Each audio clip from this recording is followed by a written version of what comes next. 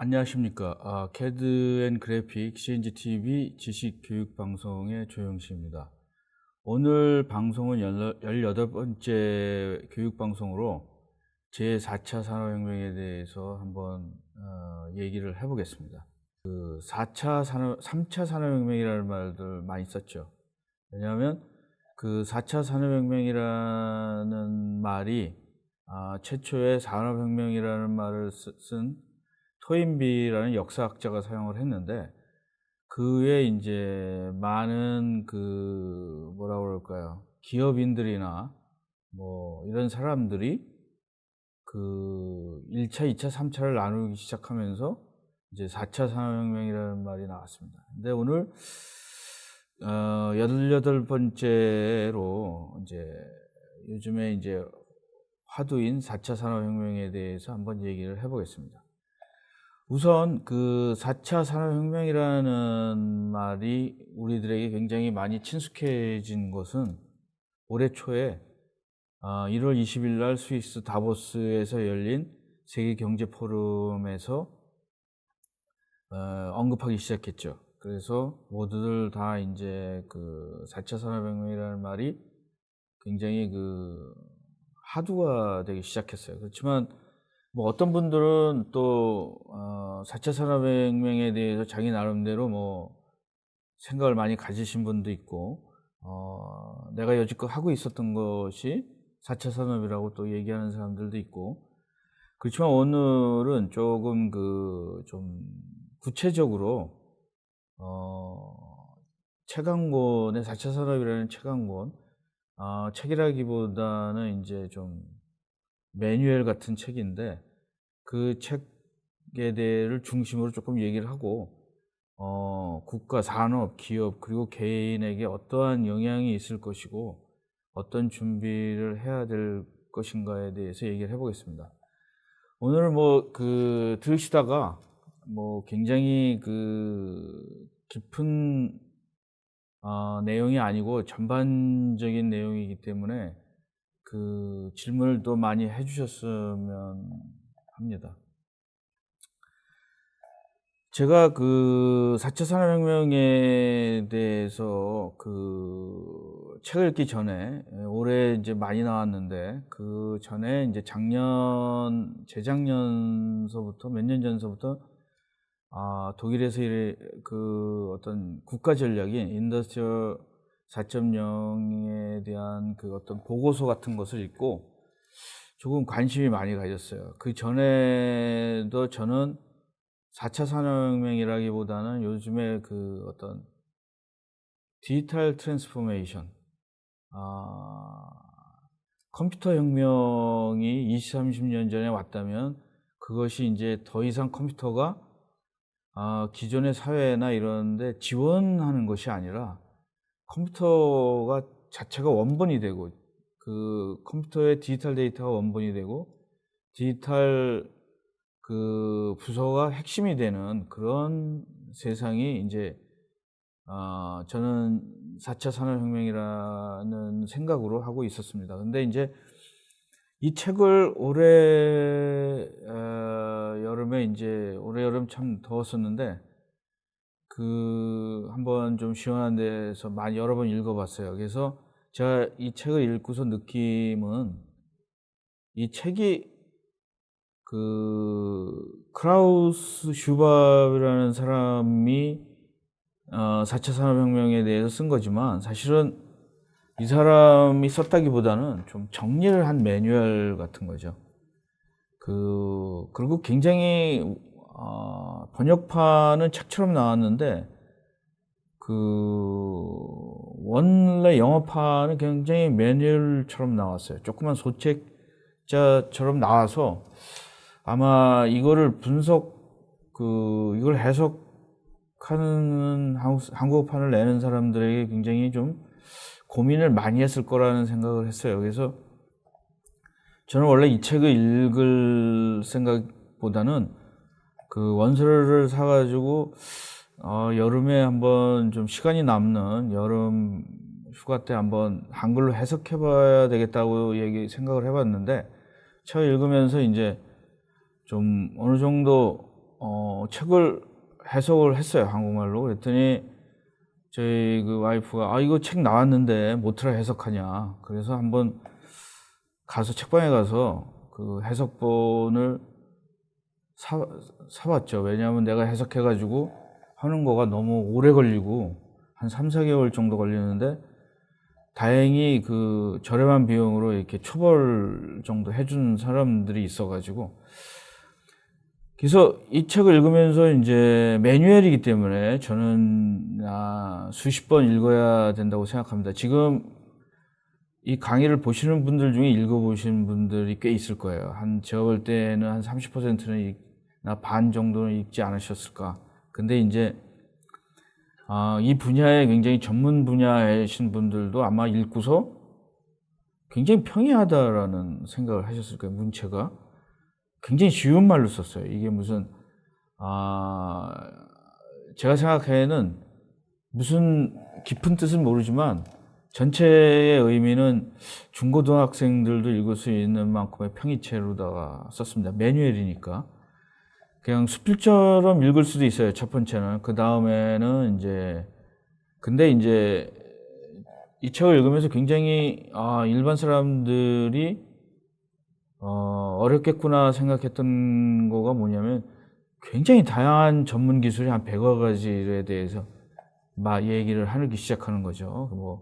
그 다음에 이제 경제, 사업, 비즈니스, 국가, 글로벌 사회, 개인의 변화나 도전에 대해서도 굉장히 다양하게 했어요. 이거를 근데 굉장히 좋은 책이라고 저는 생각을 합니다. 일단 내가 앞으로 어떻게 정리하고 어떤 식으로 내 분야가 어떻게 효과가 있는지를 아주 총괄적으로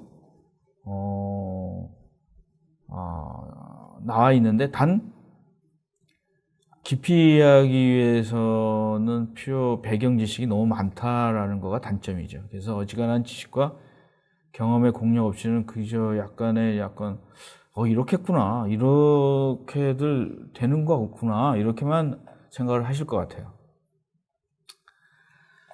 그래서 이제 한국어판에 보면은 1부가 4차 산업혁명의 시대, 그리고 2부는 4차 산업혁명의 방법론이라고 했는데 영어판에선 1부와 2부가 없더라고요. 그 다음에 한국어판에서 언급한 2부는 영어판에서 부록을 2부로 한 거죠. 부록. 그래서 아주 그 간명하게 쫙 전체에 대해서 얘기를 하고 2부에서는 디테일한 약간 그 나름대로 디테일한 지식에 대해서는 부록으로 다 돌렸다라는 거죠. 그래서 이것이 어떤 사람을 프레젠테이션 하기 위한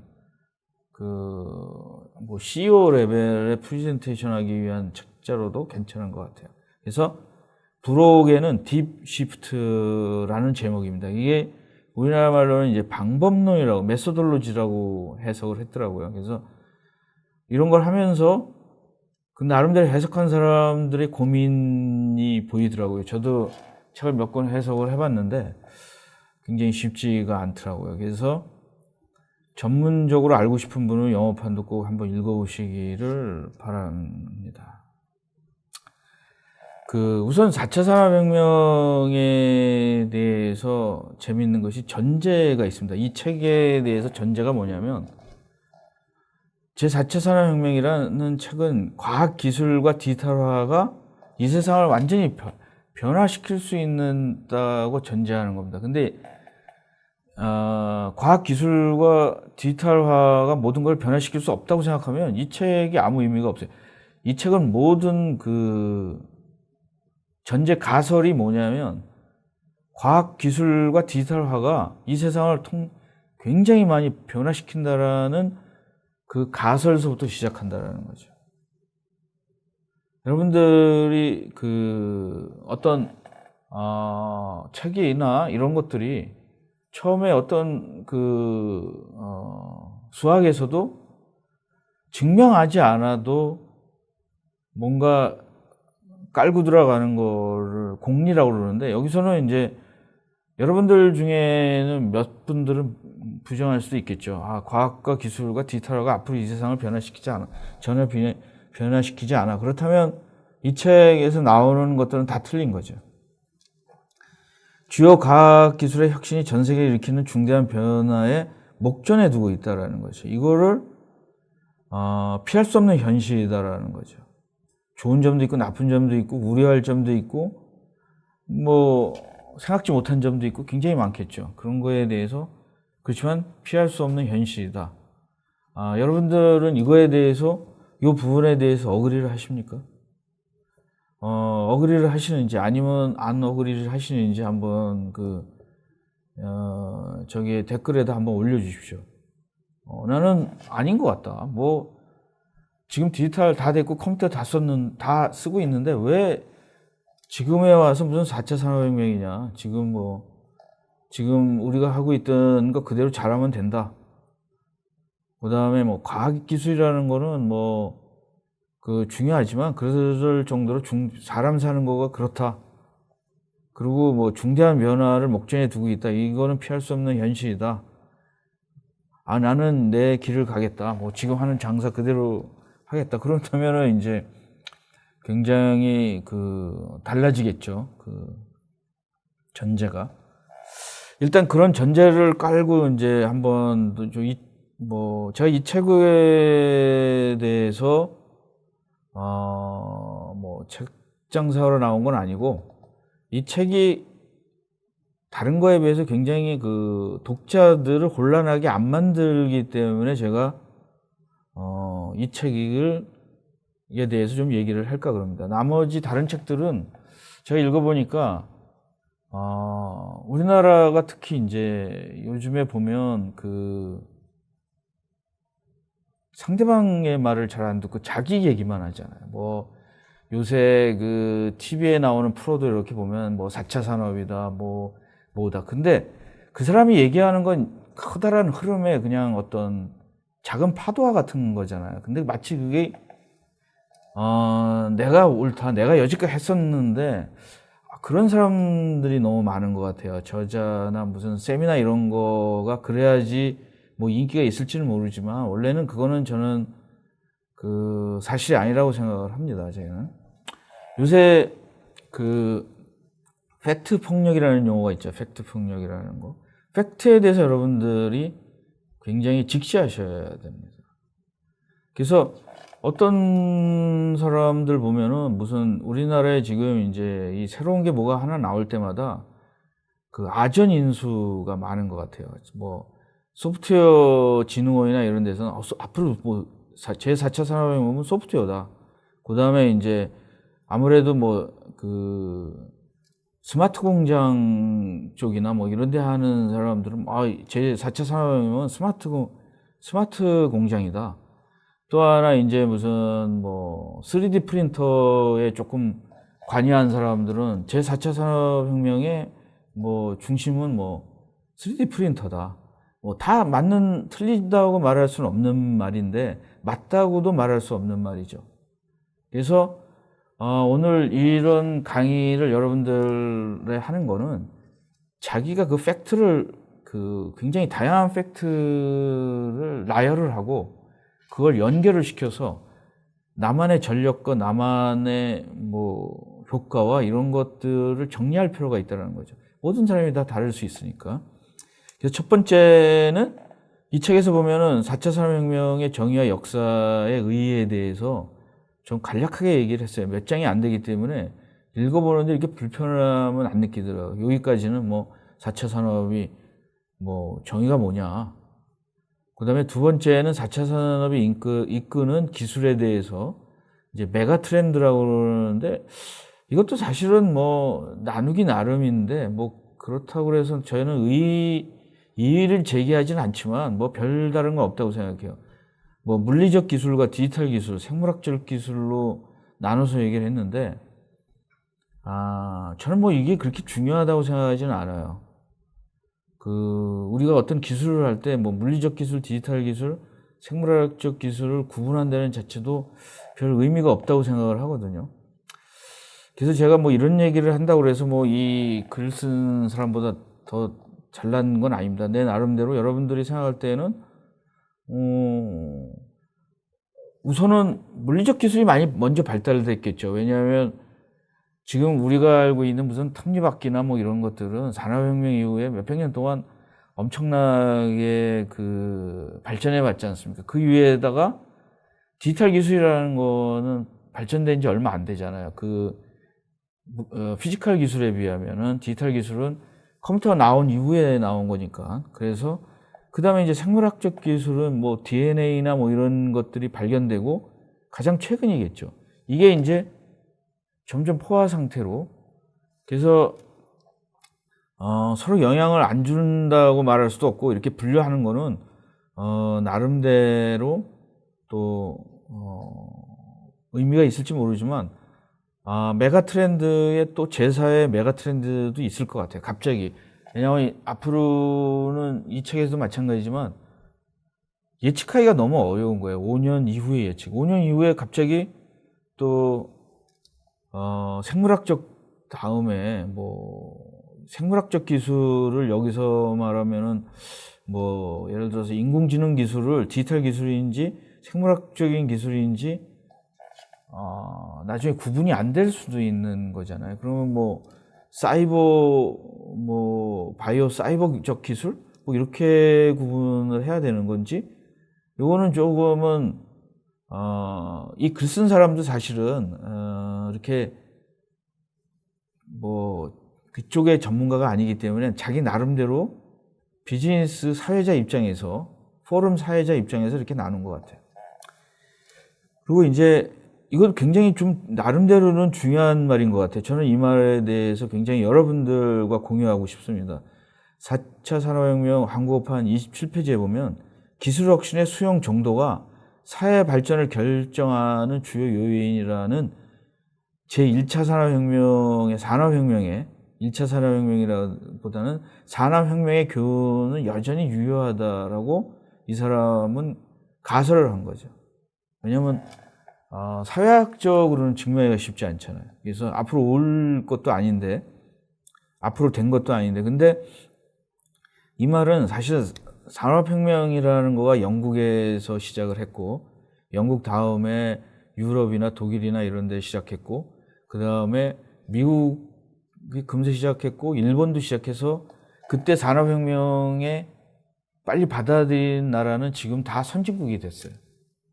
그리고 우리나라 입장에서 보면은 60년대 말서부터 70년대 초에 한 10년, 20년 사이에 이 사람들이 뭐 100년, 70년 했었던 산업혁명을 불과 10년, 20년, 15년 사이에 우리나라는 했죠. 그래서 그때 우리가 산업혁명을 안 했다면 우리나라가 뭐 그전에는 필리핀이나 이런 나라가 우리나라보다 더 잘 살았다고 그러잖아요. 비얀마 이런 데가 뭐 자원도 많고, 근데 우리는 어떻게 늦게라도 100년이나 150년 후에라도 산업혁명을 했어요. 그 한 이유가 국민들이 원하지 않았다면 못했겠죠. 그 사회가 사회가 우리가 그 가난에서 벗어나기 위해서 한 거죠. 사실은 국민들이. 그래서 기술혁신 수용 정도가 사회 발전을 결정하는 주요 원인이라는 거는 저는 동의하고 싶습니다. 그래서 우리가 오늘 4차 산업혁명이라는 거에 가장 중요한 거는 그 사회가, 여러분들이 지금 시청하고 있는 여러분들 같은 사람들이 사회가 새로운 기술에 대해서 수용을 해야 돼요. 수용하지 않으면 발전이 없는 거예요. 사회 발전이 안 되는 거죠. 외국에서 전래됐다고 그래서 그걸 수용하냐 안 수용하냐는 우리 국가나 국민들이 마음인 거죠. 그래서 수용해야 된다는 거죠. 그래서 첫 번째 전략은 수용해야 된다는 거죠.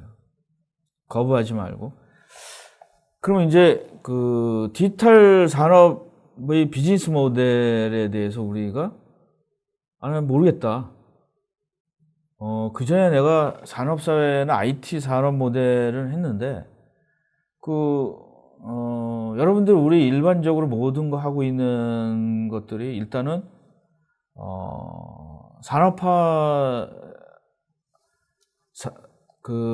산업 비즈니스 모델이 많죠. 아마 그전에는, 농경 모델이겠죠. 뭐, 농사져 가지고 내다 파는 거. 근데 이제 디지털 산업이 오면서 굉장히 많이 변했다라는 거죠. 근데 제가 여러분들에게 좀 항상 얘기하고 싶은 거는 디지털이라는 거가 왜 그전에 컴퓨터를 사용한 지 20-30년씩이나 됐는데 왜 지금 와서 디지털 산업이냐 뭐 이런 건 얘기를 하는데 좀 달라졌어요. 이 몇 년 사이에. 그리고 이제 2016년이 그거를 전 세계나 선진국에서 그냥 받아들이는 거죠, 이제는. 그전에는 조금 막 이게 뭐 받아들일까 말까 막 이렇게 혼란기였는데 완전히 받아들이기 시작한 거가 이제 2015년, 16년. 요거가 이제 그 좀 나이 드신 분들은 이런 생각, 고참들은 이런 생각을 하실 거예요. 이거를 옛날 인터넷이 우리나라에 들어온 게 95년, 94년에 생겨서 95년, 그다음에 96년에 이제 막 생기고서 몇 년 사이에 많이 늘어나는 것랑 비슷한 게 생각을 하시면 돼요. 들어온 거는 96년이지만 우리나라에 일반적으로 받아 수용하기 시작한 거는 96년부터라고 생각하면 되는 거죠. 웹페이지를 막 웹페이지 같이 장사하고 막 이런 거. 그 전에는 뭐가 있었죠? PC통신이라는 게 있었죠. 그래서 PC통신이 블로그나 뭐 이런 거가 웹이 생기면서 그냥 다 망해버린 거죠. 그거가 극명한 거죠. 왜냐하면 둘 다 그 인포메이션 시대라고 생각을 했는데 인포메이션 시대에서도 두 가지로 나누는 거죠. PC 그 시대와 그 웹 시대. 그 다음에 이제 요걸 보시면 아마 그 44페이지에 이런 말이 있어요. 세계에서 가장 큰 택시 기업인 우버는 소유하고 있는 자동차가 없고, 세계에서 가장 많이 활용되는 미디어인 페이스북은 자체적으로 콘텐츠를 생산하지 않는다. 세계에서 가장 가치 있는 소매 업체인 아리바바는 자기네들이 물품 품목을 만들지 않아요. 그리고 세계에서 가장 큰 숙박 업체인 에어비앤비는 자기가 소유한 부동산이나 소유한 그 룸이 없어요, 룸이. 이게 뭘까? 이게 좀 우리가 여지껏 살아온 거랑 조금 다르다라는 생각을 들지 않으십니까? 이게 이제 디지털 산업의 비즈니스 모델은 우리가 생각지 못했던 것들이 나오는 거죠. 근데 이제 저도 약간 이 책을 읽으면서 좀 나름대로 충격을 받은 거는 뭐냐면, 우리가 생각한 것보다 기술적인 투자가 무조건 생산성을 높일 수 있다라는 거가 환상이라는 거죠.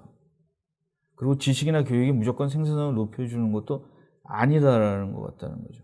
왜냐하면 그래서 그 전에 우리가 지식을 하고 기술 투자를 하고 R&D를 하고 그러면은 무조건 생산성이 높일 수 있다고 그러는데, 사실은 이거를 읽고 제가 생각나는 건 뭐냐면 한국의 R&D 그 투자 액수가 무지하게 높아요. 근데 우리가 굉장히 생산성이 낮아요. 그리고 전에 애플이나 이런 데가 R&D에 기술 투자하는데 그거에 비해서 노키아가 그 R&D 기술 투자하는 양이 무지하게 많았어요. 그래서 조금 그 투자하는 양보다 제가 생각할 때는 좀 질이나 방향이나 전략이 더 중요한 거가 아닐까 이런 생각을 하기 시작했습니다. 그래서 그리고 전체적으로 우리가 그냥 기술 만능 시대가 온 거죠. 왜냐하면 21세기나 20세기에는 그 전쟁이 끝나고 나서 2차 대전 동안에 전쟁을 하면서 엄청난 기술이 많이 발전됐죠. 우리가 쓰고 있는 뭐 냉장고라든가 뭐 세탁기 이런 것도 사실은 2차 세계대전의 산물이죠. 뭐냐면 그 많은 군인들을 모아놓고 유지 하고 이러다 보니까 거의 지금 우리가 하고 있는 대부분의 기술들은 그 전쟁을 하기 위한 기술에서 부산물이 된 거죠. 근데 이제 그거에 대해서 우리는 막연하게 지난 10년간에 굉장히 기술이 많이 발달됐습니다.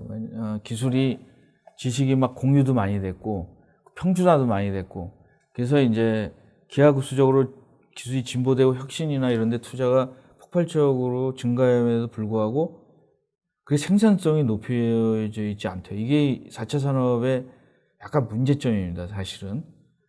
그래서 기술 혁신에도 불구하고 생산성 증대로 연결되지 않은 생산성의 역설이 다시금 경제의 커다란 수수께끼로 떠오르고 있다라는 거가 이제 그래서 이 책에서 보면 굉장히 솔직하게 썼어요. 문제도 썼고 자기는 낙관적으로 생각하지만 굉장히 문제점도 많다라고 얘기를 했습니다. 그래서 이제 또 세 번째는 이 4차 산업혁명의 영향력이, 이게 이제 여러분들이 굉장히 한번 좀 고심해서 생각해 보셔야 돼요. 나에게 어떤 영향이 올까? 내 기업에 어떤 영향이 올까? 내가 앞으로 비즈니스 할 때 어떤 영향이 올까? 우리나라가 어떤 영향이 올까? 그래서 여기에 대해서는 저는 좀 이런 부분에 대해서 좀 정리를 많이 해보려고 합니다. 왜냐하면 다 영향을 받거든요. 내가 개인적으로 한다고 그래도 어떤 영향을 많이 받는데 우리는 이거를 이제 그냥 생각하지 않는다면 그냥 운칠기삼인 거죠.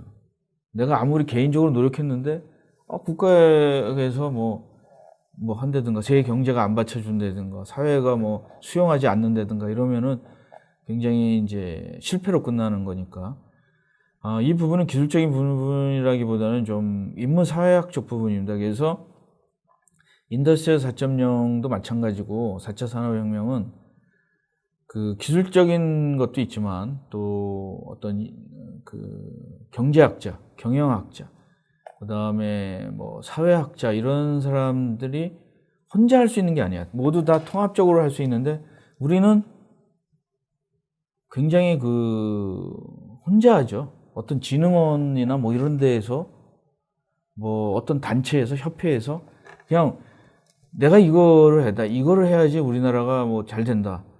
그래서 그게 이제 결국은 본질에 들어가면은 어떤 헤게모니 싸움이라고 그럴까? 돈 내 국가 예산을 타먹기 위한 싸움일까? 잘 모르겠어요, 저는. 근데 그 부분에 대해서 원래는 협업을 서로 해야지만 해결할 수 있는 거라는 거가 저는 거기에 동의하는 거죠. 왜냐하면 기술적인 거, 학계 이런 거 원론적인 얘기지 하지만 여지껏 한 번도 그거를 같이 일해보는 거에 우리가 약한 거죠. 그래서 우리의 약점은 어떤 추진력이고 이런 거 새로운 거에 대해서 굉장히 호기심 있고 이런 거에 대해서는 장점이지만 단점은 뭐냐면은 같이 모여서 일을 하지 않는다라는 거죠. 자기와 다른 정치도 마찬가지겠지만 그래서 이 기술적인 부분이 아니라 인문사회적 부분, 노동력 위기, 노동의 본질, 좀 파괴적 혁신과 고객의 기대 변화, 정부의 역할, 세계 체계의 개편, 국제 안보 문제, 불평등과 중산층 정체성에 대해서 많이 다루고 있습니다. 그래서 한번 읽어보시거나 웹에서 아시면 될 것 같고. 근데 4차 산업혁명에 아주 안 좋은 점이 하나 있어요. 디지털 트랜스포메이션이 안 좋은 게 뭐냐면 옛날에도 그런지 모르겠어요. 근데 이게 더 산업혁명의 체계적 요인으로 돼서 불평등이 심화된다라는 거죠. 그래서 왜 그러냐면은 이게 이제 디지털 산업 경제에는 플랫폼이 굉장히 중요하고 플랫폼 싸움이라고 그러잖아요. 플랫폼 효과 때문에 불평등이 굉장히 많이 생겨요. 잘 되는 놈이 굉장히 많이 돈 벌고 못되면 이제 거기 흡수돼야 되고 뭐 이런 것들에 대해서 얼마만큼 이 사회가 그거를 배분하냐에 따라서 사실 자본주의라는 거가 자본 가진 사람은 더 부자고 자본이 없는 사람은 더 가난해지는 거랑 비슷한 게 또 되는 거죠. 그래서 근데 이제 재밌는 게 뭐냐면 이 사람은 4차 산업혁명 중에 가장 혜택을 많이 받는 집단은 소비자라고 그랬어요. 근데 소비자는 또 노동자거든요. 그래서 소비자 중에는 그 내가 돈을 많이 가진 소비자들에게는 그 굉장히 이익이지만 내가 기업의 노동자인 소비자는 또 굉장히 불평등해질 요소가 많은 거죠. 예를 들어 지금 그 소비자가 이제 뭐 요새 쿠팡이나 뭐 이런 거 보면은 엄청나게 싸잖아요. 여러분들 아시겠지만 지금 뭐 소프트웨어나 뭐 이런 것들이 경쟁이 심해가지고 무지하게 싸집니다. 공짜로 여러분들이 뭐 페이스북도 공짜로 쓰고 뭐 옛날에 웬만큼 돈 내는 거 다 공짜로 써요. 뭐 카카오톡도 공짜로 쓰지 않습니까? 그 쓴 만큼 여러분들이 소비자들에게는 굉장히 혜택을 많이 받는데 그 카카오톡이나 페이스북이나 뭐 이런 그 디지털로 대해서 우리나라 조선 사업이나 이런 거에 대해서 굉장히 노동자들이 희생이 많이 나오거든요. 4차 산업혁명의 그 어떤 그 데미지를 입는 산업 같은 데에 노동자들은 굉장히 힘든 그 상황에 처해 줄 수 있다는 거죠. 그게 이제 제 4차 산업혁명의 아이러니죠. 여러분들이 지금 하고 있는 산업이 뭐 예를 들어서 그 굉장히 싸지는 그런 부품을 만드는 데는 죽을 마실 겁니다. 왜냐하면 뭐 그 이익이 그 낼 수가 없으니까요. 점점 싸지니까. 또한 이제 그 아까 말씀드린 것처럼 디지털 산업 4차 산업혁명에서는 그 플랫폼 효과 때문에 디지털 기업은 이 효과를 사용해서 폭넓은 상품과 서비스로 구매자와 판매자를 연결시키는 네트워크를 창출해 규모 수익을 굉장히 엄청나게 부자가 되는 거죠. 그 대신에 이제 여기에 참여하지 못하는 기업은 굉장히 힘들어지는 거죠. 그래서 그 제4차 산업혁명의 영향력에 대해서는 여기에 대해서 이렇게 설명이 되고 있습니다. 그러면 이제 조금 이제 여러분들은 어떻게 생각하세요? 두 번째 질문은 이제 대한민국의 4차 산업혁명의 대응력과 전력에 대해서 어떻게 생각하십니까? 그 사실은 이거가 우리가 여기 처음에 말씀드린 것처럼 이걸 사회가 수용하지 못하면 굉장히 발전을 못하는 거죠. 우리가 그나마 뭐 40년 전에 산업사회라는 거에 대해서 받아들였고 또 IT 사회일 때 우리가 지금 전자제품이나 뭐 이런 것들을 해서 받아들였고 그래서 삼성이라는 데가 그 삼성전자라는 거가 최근에 엄청 커졌지 않습니까? 이런 새로운 전자 시대, 디지털 시대에 스마트폰 이런 것들을 뭐 말들이 많습니다. 뭐 새로 만든 것도 아니고 카피하지도 않고. 왜냐면 약간 팔로우라든가 퍼스트 팔로우라든가 퍼스트 무브라는 말은 그냥 사치스러운 말이에요. 살아남으면 되는 거라고 저는 생각해요. 살아남지 않으면 패스트 팔로우나 퍼스트 무브는 아무 의미가 없어요. 제일 먼저 옮겼는데 망한 기업도 있고, 예를 들어서 모토로라 같은 데도 사라져 버렸고.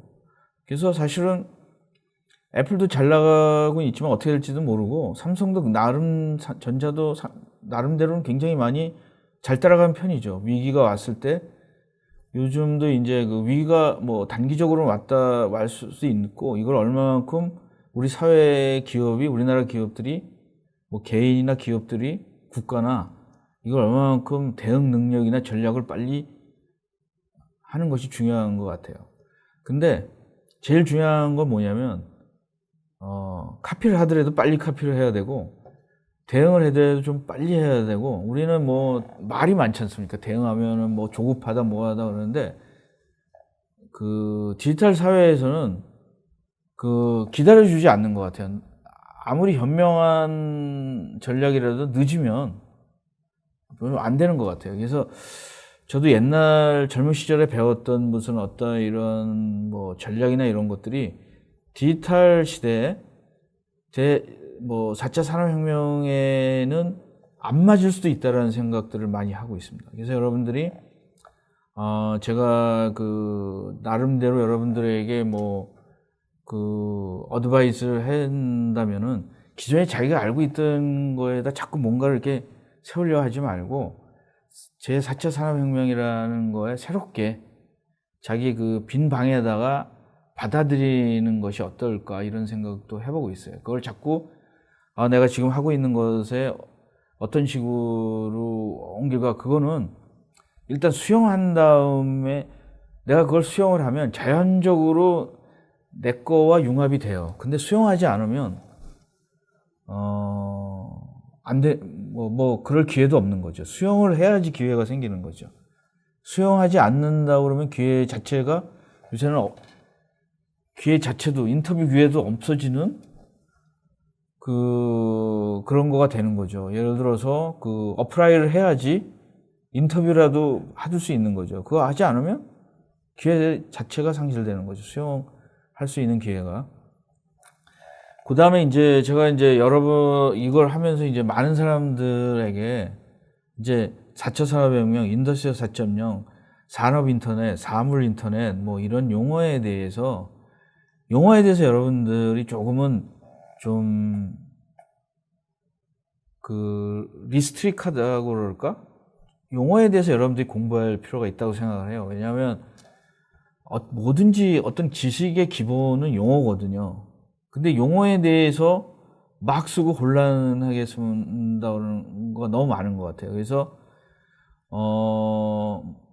4차 산업혁명이라는 거는 굉장히 뭐라 그럴까, 그 어떤 사회적으로 신문 기사나 이런 데에서 좀 유행하는 화두 같은 거죠. 이 전문적인 기술 용어도 아니고, 저는 4차 산업혁명이라는 거는 그냥 그 비즈니스 포럼이나 뭐 이 정도에서 맞는 것 같아요. 사회 현상으로. 근데 나중에 역사학자가 4차 산업혁명이라는 말을 안 쓸 것 같아요. 먼 훗날에는.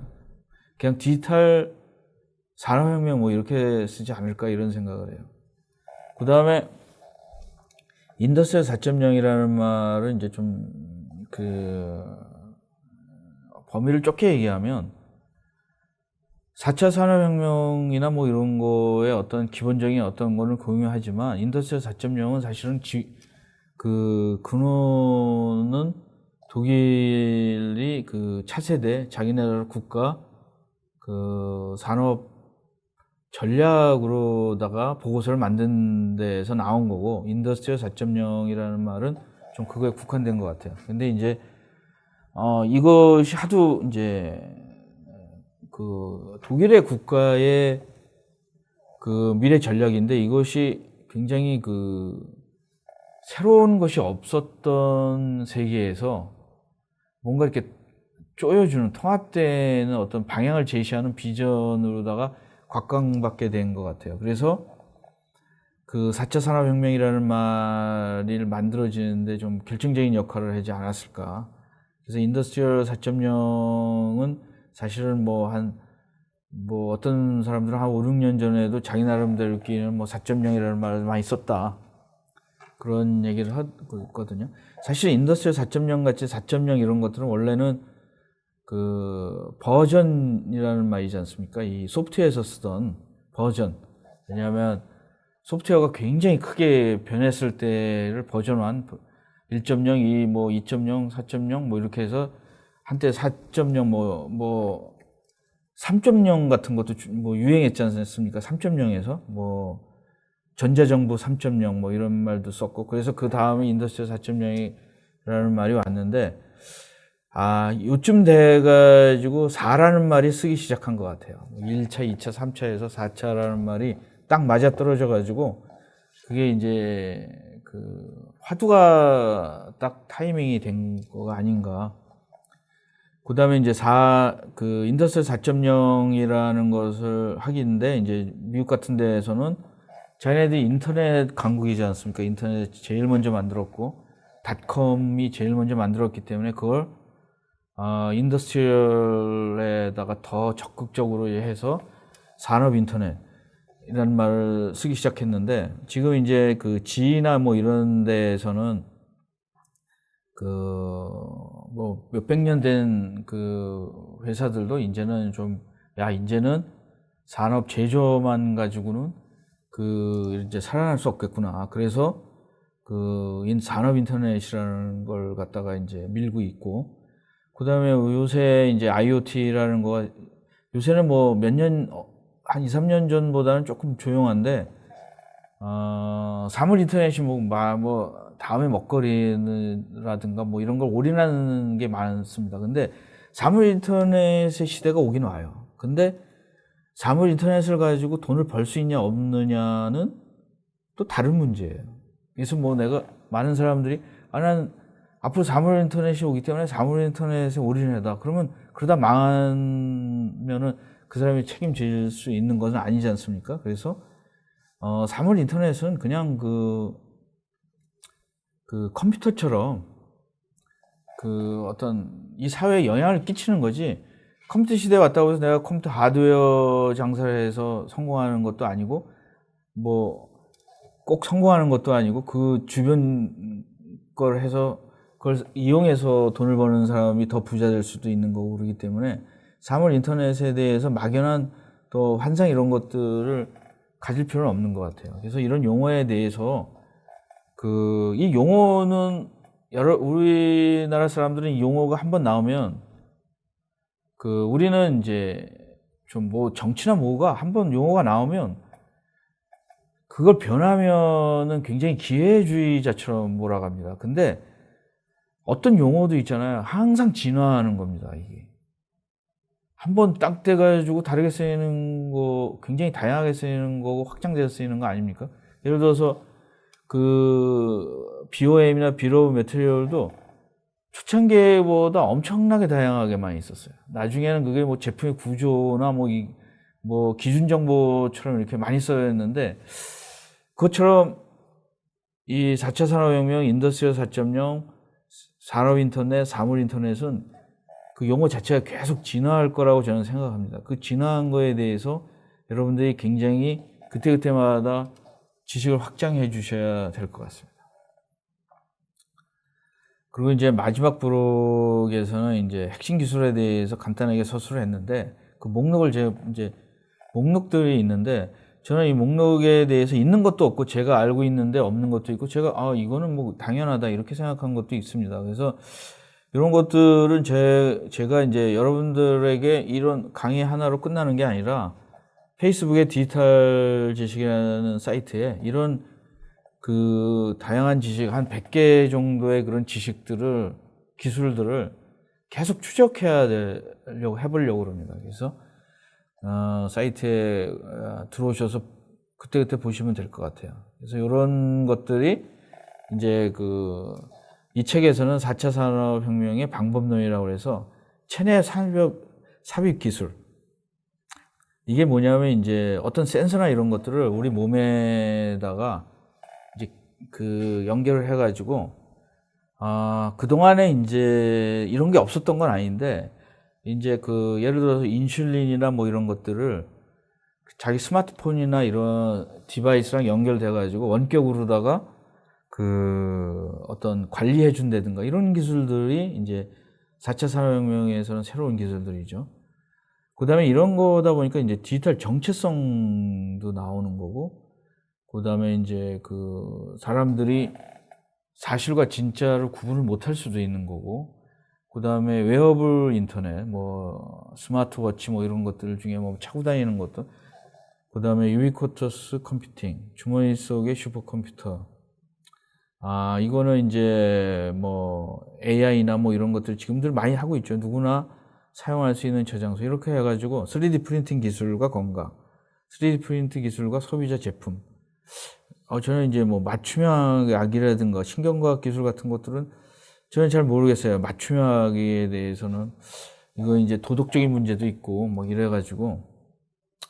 그 다음에 이제 여기 빅데이터를 활용한 의사결정, 이런 것들은 지금 IBM이 지금 뭐 왓슨이라는 걸 하고 있죠. 그래서 무인 자동차, 뭐 인공지능, 그 다음에 인공지능과 화이트 칼라직, 이거는 이제 그 요새 로보틱 프로세스 오토메이션이라고 그래서 지금 굉장히 많이 얘기를 하고 있고, 비트코인과 블록체인, 공유경제, 이런 것도 지금 이제 하나하나씩 굉장히 우리들에게 우리의 변화를 요구를 하고 있습니다. 이게 뭐 돌아가거나 이럴 수가 없는 거예요. 그래서 우리가 이제 굉장히 우리 사회는 수십 년 동안 안 변했어요. 예를 들어서 굉장히 산업사회부터 오래 하셨던 사람들이 택시 운전사입니다. 택시 기사인데, 택시 기사가 이제 대리 운전이나 이런 거가 생기면서 약간 타격을 받았어요. 그래도 나름대로 타격을 받았죠.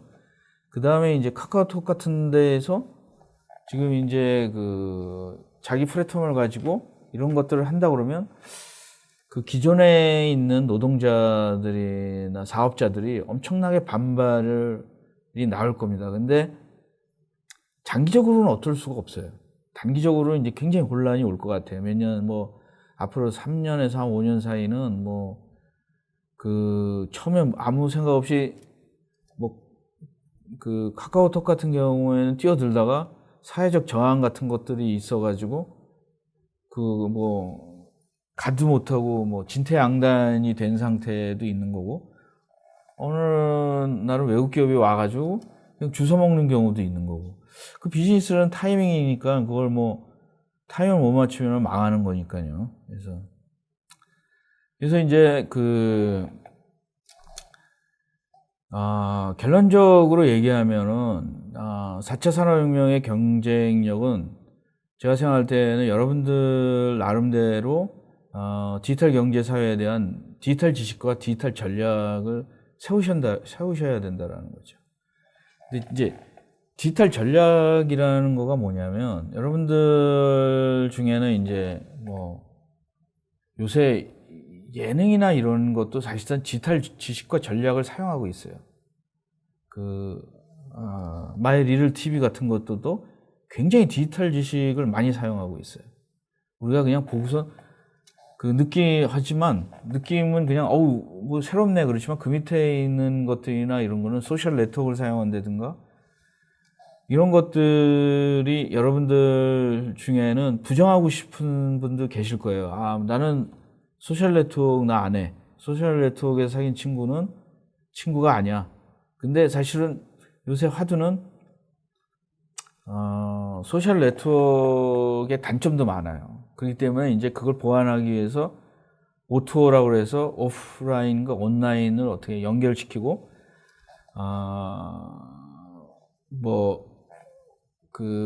이런 기계에서는 소프트웨어와 하드웨어 영역을 연결시켜서 뭐 사이버 피지컬 시스템이라는 개념도 만들어냈고, 그런 대로 가겠죠.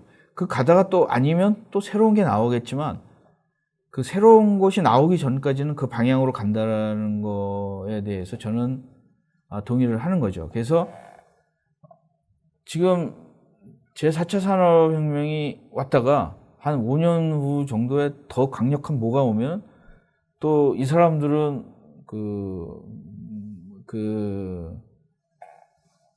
팩트 폭력이라는 거죠. 싹 바꿔요, 다들. 이거 인기 없네. 그러면 다른 거를 하는 거죠.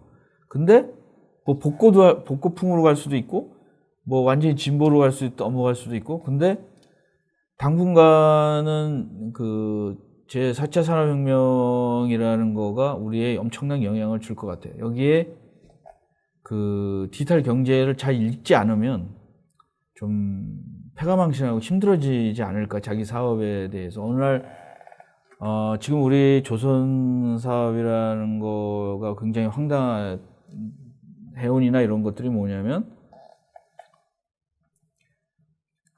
갑자기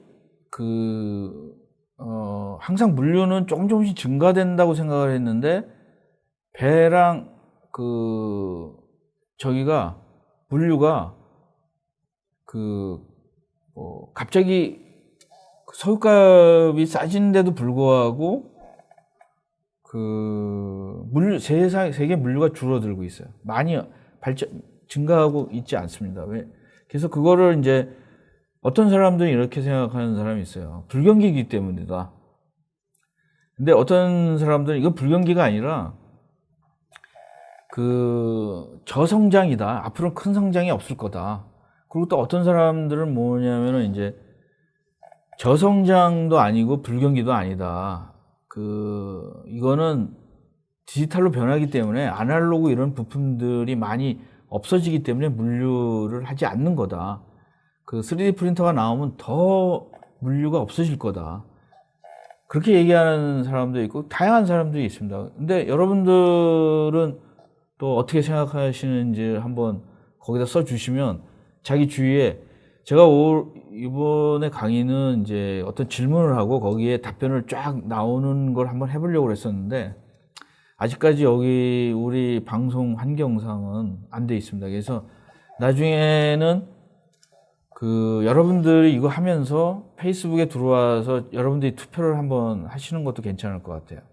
그래서 오늘 제가 질문 던진 거에 대해서 여러분들은 서로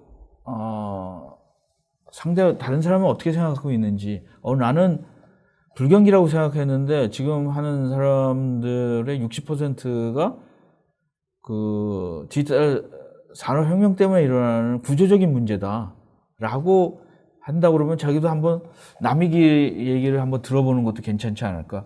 우리 지금 사회가 지금 굉장히 복잡해지는데 우리의 약점이 뭐냐면 다른 사람 얘기를 안 들고 내 얘기만 하는 거죠.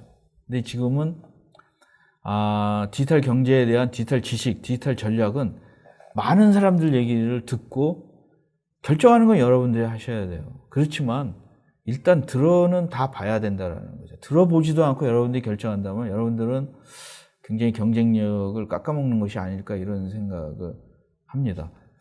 그래서 오늘은 여기까지 하고 질문을 몇 개 받고, 그래서 여러분들과 조금 더 좋은 소통을 했다 그러면 여러분들이 책을 모두 다 읽으신 다음에 그걸 가지고 뭐 한 토픽 가지고 1시간도 얘기할 수 있는 거죠. 뭐 예를 들어서 뭐 웨어블 인터넷 같은 거에 대해서 여러분들 뭐 어떻게 생각하냐, 뭐 이런 종류가 있다, 이거 사업성이 어떠냐, 이런 것만 해도 1시간은 얘기할 수 있는 거죠. 그래서 사실은 제가 무궁무진합니다. 이 강의는 이 디지털 4차 산업혁명으로 얘기하면 여기 기술이 100개인데 뭐 제가 다 전문가는 아니어도 1시간에 한 개씩 뭐 100시간은 얘기할 수 있는 거죠. 100번은 얘기할 수 있는 거죠. 몇 년 동안. 100번 동안 얘기하다 보면 또 4차 산업혁명이 끝나고 이제 뭐 5차 산업이다 이제 또 이렇게 얘기하는 사람이 나올 수도 있는 거죠.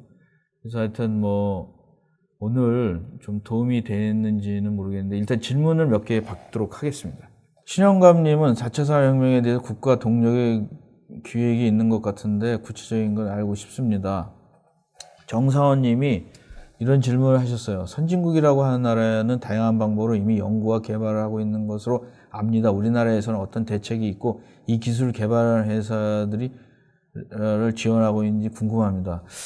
뭐 제가 사실은 뭐 관계에 있는 건 아니기 때문에, 그래서 제가 들은 걸 얘기를 하면 국가도 고민이에요. 사실은 이게 선진국에서는 엄청나게 오고 오는데 하루가 다르게. 근데 우리나라에서는 선진국에서 뭘 하고 있는 것조차도 연구를 안 하니까. 왜냐하면 아까 삼성 예를 들었잖아요. 선진국에서 뭐 하고 있는지 잘 카피라도 해도 되는데 지금 카피는커녕 제 생각 같아서는 지금 우리나라는 국가적으로 뭔가 하려고 노력은 해요. 예산도 있어요. 사실은 세금을 걷어가지고 우리는 돈만 있어요. 근데 그 사람들이 어떻게 투자를 해야 되는지 시나리오를 가진 것들이 굉장히 우리나라가 지금 이익 집단이 많습니다. 우리나라 사실은 요새 경제적으로 이런 거 보이지만 보이지 않는 뭐 우리나라 로비스트를 인정을 안 하지만 굉장히 이익 집단들이 많아요. 거기에 이제 그 가는 거죠. 그래서 중소기업이나 협회 이런 것도 사실 이익 집단이에요. 왜냐하면 그 뭐 요새 조용해졌는데 좀비 기업도 많아요. 그 굉장히 국가에서 돈을 타서 연명하는 지금 사실은 대우 같은 경우에는 첫 번째니까 많이 혜택을 받았는데 이제 앞으로 그런 기업이 나오면 살만한 것도 굉장히 힘들어질 것 같아요. 왜냐하면 대우조선이 너무 많은 돈을 가져갔기 때문에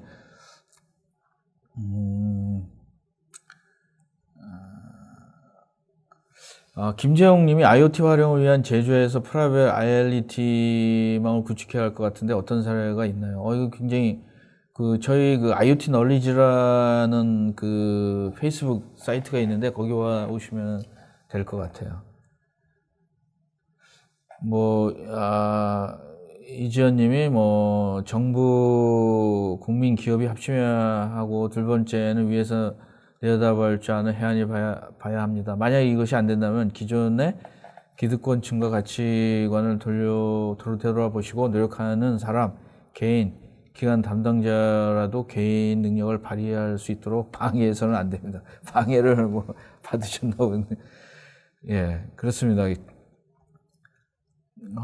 그래서 멈춘 분이 있고, 성황일이라는 분님은 이런 얘기를 했어요. 중장기적인 마스터 플랜을 수립되어야 하고 플랜을 시행할 수 있는 체계적인 지원 시스템이 마련 없이는 그냥 다른 나라가 하는 거 따라하기 바쁠 것 같습니다. 결국 실효성 없이 뒤따라다가 남 좋은 일만 해야 될지도 모르죠. 미래에 대한 먹거리 비전은 정책적인 논리를 전개해서는 안 되고 전문가들이 TF를 구성되어 좀 더 심각하게 고민할 문제라고 생각합니다. 그래서 사실은 굉장히 여러분들이 많이 이제 여기 나오신 분들은 고민이 있으실 거예요. 지금 이제 현준이라는 분이 이제 우리 신영감님 의견에 동의한다고 그러셨어요. 신영감님도 지금 이제 어떤 이런 비슷한 분야에 많이 하시고 니까 이런 걸 많이 느낄 겁니다. 그래서 서광일님은 제4차 산업혁명을 받아들일 국내 산업 또는 전문가 집단 토대는 어느 정도 했다고 보십니까? 사실은 제가 오늘도 말씀드린 것지만 지금 이제 자꾸 국내 산업에 있는 사람들은 전문가 집단이라는 게 지금 굉장히 다양한 전문가 집단이 모여야 돼요. 그래서 지금 보면 전문가 집단이 어떤 소프트웨어 이벤젤리스트라고 그러나요? 소프트웨어에 대해서 소프트웨어가 굉장히 중요하다, 소프트웨어가 앞으로 뭐다, 그런 사람들도 있지만, 소프트웨어 진짜 코딩하고 이러는데 전문가인 사람도 와야 되고, 사회학자도 와야 돼요. 그리고 노동계에도 와야 되고, 왜냐하면 이거가 4차 산업혁명의 단점이 뭐냐면, 4차 산업 때문에 새로운 일자리를 창출하는 것보다 더 빠르게 일자리를 뺏어가는 게 더 빨라질 수도 있다라는 거죠. 이거를 어떻게 국가가 해야 된다라는 거죠. 그리고 젊은 사람들도 굉장히 유리하지만 또 지금 중년이나 이런 사람들도 어떻게든지 해서 교육을 시켜가지고 해야지 그 사람들을 실업으로 만들어서 실업급여를 준다고 되는 것도 아니고, 그래서 이런 것들이 굉장히 좀 기술적인 문제가 아니라 사회적인 문제도 좀 봐야 된다라는 거죠. 그 다음에 이제 김태식님은 전 세계 물리적과 디지털 바이오 기술이 4차 산업을 도래하는 시기에 우리나라 기업이 과연 어떻게 대처해야 한다고 생각하시는지요? 그러니까 저는 우선 물리적 기술과 디지털 기술과 바이오 기술에 대해서 국가나 이런 무슨 교육이나 이런 데에서 그거를 이렇게 연결해서 볼 수 있는 교육부터 시켜야 된다고 생각을 해요. 지금 이렇게 보면 제가 뭐 어떤 학교나 뭐 이런 데 특정을 갖다 비난하는 건 아니지만 교수분들도 물리적 기술에 특화되어 있는 사람이 있고 디지털 기술에만 특화된 사람이 있고 바이오 기술에만 특화된 사람들이 따로따로 있다라는 거죠. 그게 우리나라가 이렇게 갑자기 3차 산업혁명이나 뭐 이런 것들을 빨리 받아들였기 때문에 약간 소화불량도 있어요. 그래서 각 분야의 전문가들은 있는데 뭐 통합이다, 뭐 통섭이다 이런 것들 많이 했는데 그게 잘 안 되는 것 같아요. 그리고 제 개인적인 생각은 시스템적인 사고가 약한 것 같아요. 우리나라 시스템 공학도 발전되지 않고. 그래서 시스템이라는 거를 요새 공대에서는 이제 이코노믹 같은 것들을 가리키는데 이제는 좀 다른 분야와 체계적으로 통합하는 그런 교육들을 좀 시켜야 될 때가 아닌가. 그리고 기업에서도 단순하게 한 가지 기능으로다가만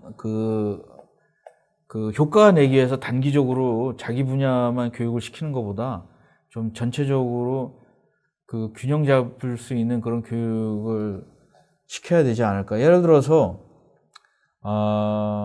엔지니어에게 어떤 미술 교육을 시키는 것도 괜찮은 것 같아요. 디자인 교육. 그 다음에 바이오 기술 하는 사람들에게 코딩 기술을 한번 또 하는 것들. 근데 이런 거가 지금 뭐 바이오 기술인 사람들은 컴퓨터에 대해서는 거의 뭐 안 배우고 우리가 어떤 그런 단절들이 너무 많아요. 벽들이. 기술과 기술 사이의 벽들이. 근데 그것들을 처음에 얘네들이 그거를 없애는 거가 4차 산업혁명이라고 저는 생각이 합니다. 그 다음에 질문은 현재 한국의 제조업 혁신 3.0이라는 것이 있는데 이게 제대로 방향을 잡고 있다고 생각하시나요? 이거는 뭐 아시잖아요, 대답을. 지금 나름대로 병명은 있는데 이걸 오래 하면 안 되는 것 같아요. 3.0에서 이거가 빨리 진도가 나가야 되는 거죠. 이 사람들의 변명은 뭐냐면 우리 환경이 안 되기 때문에 3.0부터 해야 되고 빨리 4.0 따라가야 된다라는 건데 그러면은 따라가는 로드맵을 빨리 투명하게 제시를 해야죠. 제시를 못하면은 방향을 잡고 있다. 기다려달라. 이런 거는 안 되는 거죠. 요새는 4차 산업혁명이라는 거가 잘할 수 있게 기다려달라. 기다려주지 않거든요. 어떤 것도 기다려주지 않습니다. 사회도 기다려주지 않고 세계도 기다려주지 않고 하는 거죠. 그걸 내가 로드맵을 보여줬다고 그래서 내가 전략이 노출되는 건 아니거든요. 그래서 김성봉님은 정부의 3D 프린팅에 대해서 이례 없이 정책 개입을 통해서 관련 사업 지원법까지 만들어서 발빠르게 대처하고 있습니다. 결과와 상관없이 이러한 움직임이 디지털 트랜스포메이션과 관련하여 정부에서 움직임이 필요하다고 생각합니다. 과학기술처에서 이러한 부분의 정부 차원의 계획을 하고 있겠죠. 근데 이제 정치적 개입이라는 걸 어떻게 말씀하시는지 모르겠는데 이 정치적 개입이라는 거가 아니라 지원을 해야 되는 거죠. 정치적 개입은 잘못하면 이제 정치적이라는 거는 굉장히 후유증도 심할 수 있는 거죠. 정치적인 거 개입을 한다 그러면 잘하고 있는 거를 뭐 일반인들도 그러니까 아이디어가 있는 사람들에게도 대기업과 싸울 수 있게끔 보호해 주는 정치적 개입은 괜찮은데 이 정치적 개입이라는 의미가 정치적으로 센 사람들에게 그 지원이 모두 간다 그러면은 문제가 되는 거지 않습니까? 근데 사실은 움직임은 필요하고 하고 있다고 생각하는데 그걸 더 잘하기 위해서는 좀 투명하게 해야 되지 않을까. 여러분들 뭐 지금 여기 하시는 분들도 다 있지 않습니까? 투명해야 된다라는 거. 투명하지 않으면, 그리고 그 독일에서 있는 방법 중에는 뭐냐면 투명하게 하고 서로 합의를 끌어내는 거죠. 그래서 정치력이라는 거가 뭐냐면, 우리나라는 정치적인 거가 뭐냐면 승자가 다 먹는 거지만 민주주의에서는 그 승자 독식이 아니잖아요. 그 정치적인 거가 대다수도 양보할 수 있는 거가 민주적인 결정이라고 생각을 합니다. 그래서 우리나라가 그런 부분에 대해서 4차 산업혁명이라는 거가 일어나게 된 계기에 가장 중요한 거는 지난날 동안의 어떤 과학의 발전으로다가 그 세상이 평준화됐고, 그리고 풍부해지면서 민주화가 모든 세계에 많이 고루고루 됐기 때문이라고 생각을 합니다. 그래서 4차 산업혁명이라는 거는 가장 중요한 거는 민주주의와 그 어떤 소통, 그 다음에 뭐 그 소셜 네트워크로 공유 경제라는 거, 이런 거에서 오는 것이 아닐까. 그래서 여러분들이 그냥 4차 산업혁명이라는 말이 이 강의 후에, 방송 이후에 그냥 4차 산업이라는 거가 그냥 몇 사람이 떠들고 몇 사람들이 시키는 대로 하고 선진국에서 이러는 거 따라하는 거가 아니라, 우리가 이걸 수용해야 되고, 그 사회가, 그래서 우리가 다시 지금보다 더 여지껏 발전한 것처럼 더 발전돼 가는 사회가 되어야 되지 않을까, 이런 생각을 합니다. 오늘 시청해 주셔서 감사드리고요. 오늘 뭐 사실은 굉장히 넓은 분야에다가 얘기하다 보니까 저도 어지럽습니다. 왜냐하면 뭐 특정 분야에다 얘기하면 방송하기가 쉬운데 굉장히 넓은 분야를 한번 잡아봤습니다. 여러분들 아주 더운 여름에 보내셨고, 그 다음에 이제 추석도 보내셨습니다. 이제 뭐 앞으로 남은 올해 굉장히 중요한 해인데, 저는 올해 굉장히 혁신적인 해라고 저는 생각이 됩니다. 그래서 올해가 3달, 뭐 한 열흘 정도 남았어요. 이 3달 열흘 동안에 여러분들이 2016년을 굉장히 잘 보내셔야 돼요. 그래서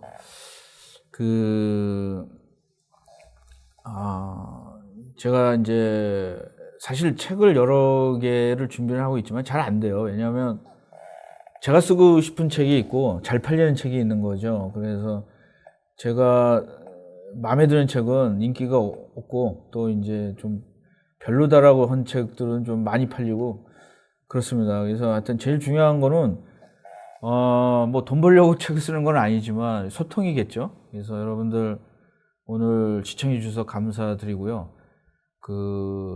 뭐 한 달에 한 번뿐만 아니라 제가 페이스북에 몇 사이트를 만들어 놨어요. 그래서 뭐 널리지 시리즈인데, 뭐 IoT에 대해서도 있고, 스마트 팩토리, 그 다음에 CPS에 대해서, 저는 CPS가 우리나라 사이버 피지컬 시스템이 우리나라의 최대의 먹거리라고 생각을 합니다. 그걸 우리나라 나름대로 뭐 민간이든 뭐 국가에서 도움을 안 받더라도 우리 젊은 기업인들이 정열을 가지고, 여러분들이 정열만이 우리나라의 사회를 발전시킬 수 있는 가장 중요한 원동력이라고 생각을 합니다.